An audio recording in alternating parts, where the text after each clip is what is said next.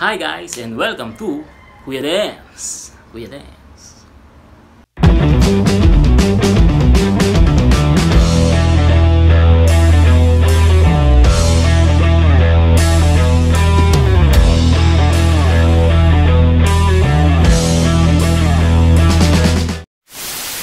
Welcome back mga kapangit, mga Kuya Dance.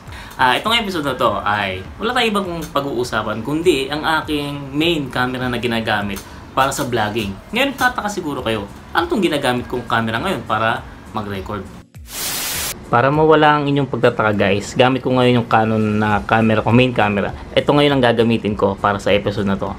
Isang iPhone 6s Plus. So testingin ko yung capability ng mobile phone na ito para magagamit mo siya ng maayos sa ating pag-vlogging. Okay?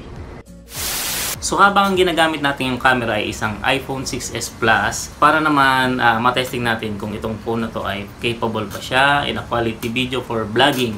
Isasabay ko na rin ngayon ng review ang aking Canon G7X.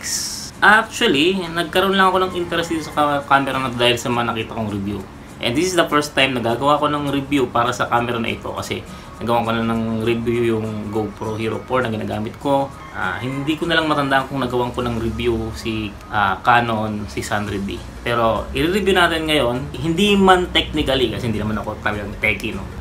Ano yung mga experiences ko sa paggamit ng Canon G7X Mark II. So, I think for more than 1 year ko nagamit ito si Canon G7X Mark II. Saan ko siya nakita? Nakita ko siya sa mga ibang mga vlogger na ito ang ginagamit and recommended ito ng ibang mga vlogger. So, nag-research ako about dito and then nakita ko nga na maganda nga siguro siyang tumilaok ang manok. Ano ba? Maganda nga siya, hapon na. Maganda nga siya sigurong camera for vlogging. Hindi ko pa nasasabing excellent siya kasi ang napapanood ko pa lang naman is yung mga review ng mga nakagamit. So hindi ko masabing on myself noon na magiging maganda siyang camera for vlogging kasi hindi ko pa na-experience. But nag-ipon ako para makabili nito. Luckily, I found someone na binebenta itong camera niya for budget meal. Kumbaga sabi nga nila. And ako yung naunang nakadila kasi napakalapit lang sa bahay ko noon. Dream come true na makuha ko tong Canon G7X Mark II. Dahan-dahanin muna natin siya. Ang pagre-review natin, gagawin ko muna ay experience ko, yung good side and the bad side. Before that, ipa-flash ko muna sa screen kung ano-ano ba ang mga technical specification ni Canon G7X Mark II. Yan.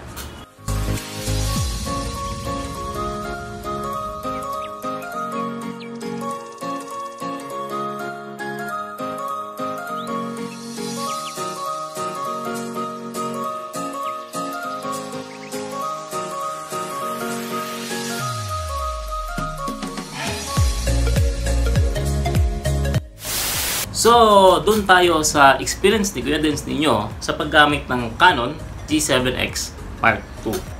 Video-wise, nung una ko siyang magamit, talagang nagustuhan ko siya kasi capable nga siya ng 1080p and capable din siya sa framing ng 60 frames per second. At ang mga ganong framing ay masarap gamitan ng mga slow-mo. Kaya kung nakita niyo yung mga iba kong mga mini-film, ay gumagamit ako ng slow-mo doon. Yung unang ginamit ko siya na ginamitan ko ng slow-mo effects ay yung aking vlog na parang cinematic vlog, yung umuulan. Yon. So, isa pa sa mga nagustuhan ko ay yung nagbibel sa labas. So, punta na tayo sa tinatawag nating pros and cons. Sa experience ko baka kasi sabihin nyo na para bang nagmamagaling ako. Hindi ako expert sa camera. Ayan. Expert ako sa kalokohan. Pros and cons sa akin. So, pros, yung mga goods, and cons, yung mga bad. Pros, number 1 na masasabi ko para dito sa G7X Mark II habang kumakahol yung aso sa labas. At alam ko napipick up hindi sa audio. One thing na nagustuhan ko dito is magaan. Yan, maliit lang yung ginagamit tripod. Magaan siya. And di katulad nung 600D na talagang mga mahigit 2 minutes ka nang nagbablog ng ganyan. Medyo masakit na sa kamay. Number 2, flip screen. At Kung mapapansin nyo dun sa 600D, ang flip screen niya dito lumalabas. Si G7X dito sa taas, kaya pag nagsasalita ka, almost nakatingin ka na rin halos sa lens.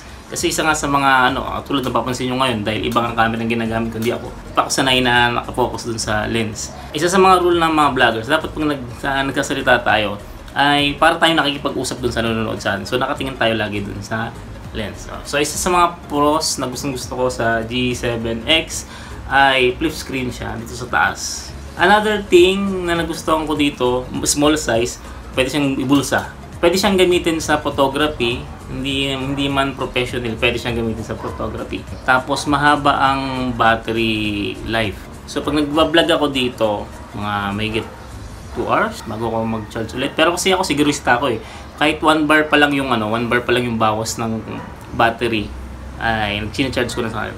Isa sa mga gusto ko rin yan, charging niya ay hindi mo kailangan tanggalin ng battery katulad ng 600D. Kaya dito lang sa gilid na to, ayan.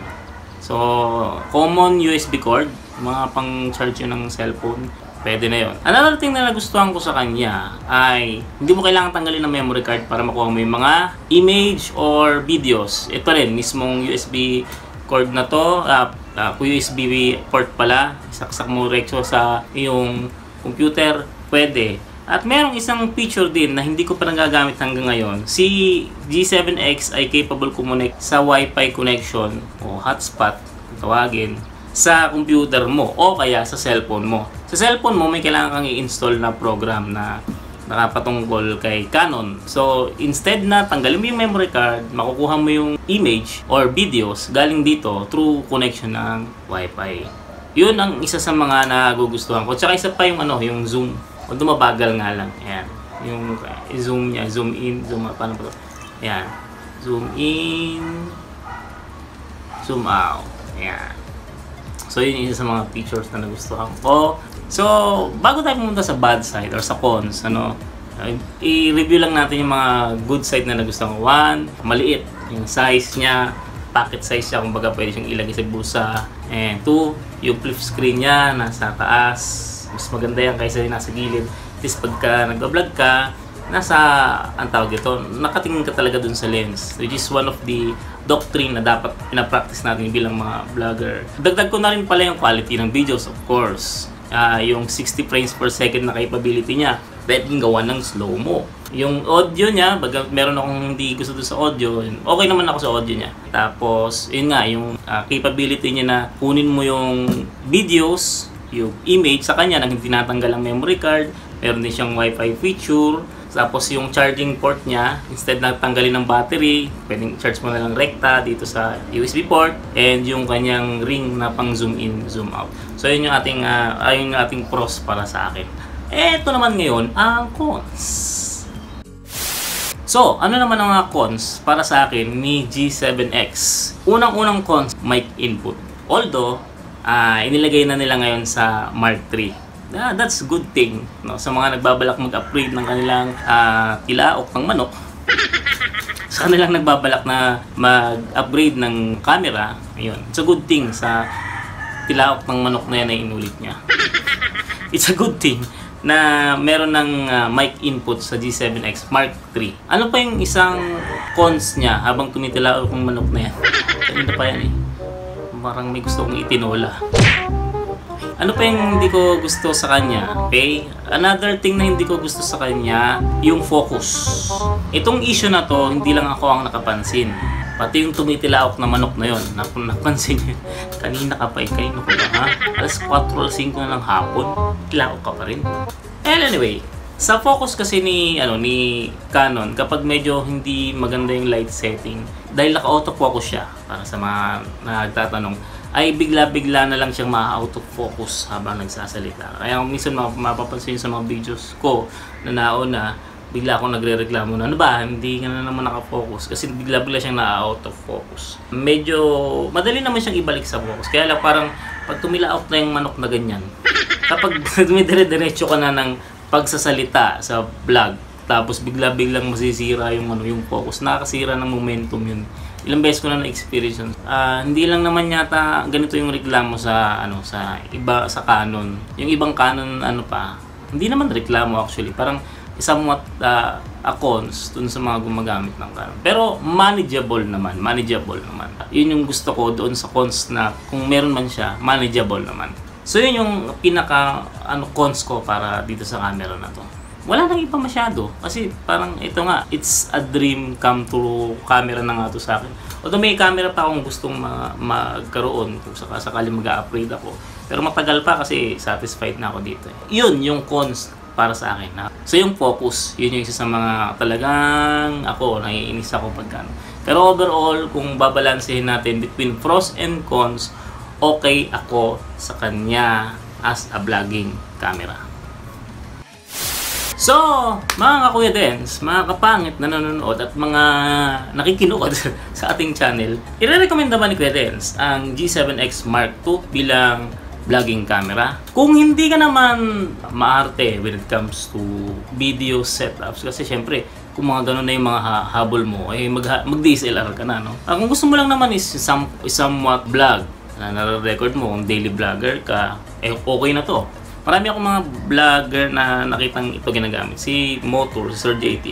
Ito, ginagamit siya nito. Not highly recommended, but recommended as a main camera for vlogging. Okay, kasi, flip screen na siya, and then, madali lang. Parang technically, it's a yes for recommendation. Not highly, pero recommended. Kasi, syempre, may mga cons pa rin naman siya. Maaring sa akin, pros yun, baka maging cons sa inyo. Sa akin, as a vlogger, ito na yung talagang main camera ko. Yan. Siguro kung mag-upgrade ako, matagal-tagal. Budget speaking, nakita ko sa internet, ang mga second hand dyan, nasa 20k pa. Ang brand new niya, almost 30 something, 40, hindi ko na ma-recall. Ganon din yung Mark III, nasa 40 pa yata, pataas. Kung may budget ka, pwede na siya.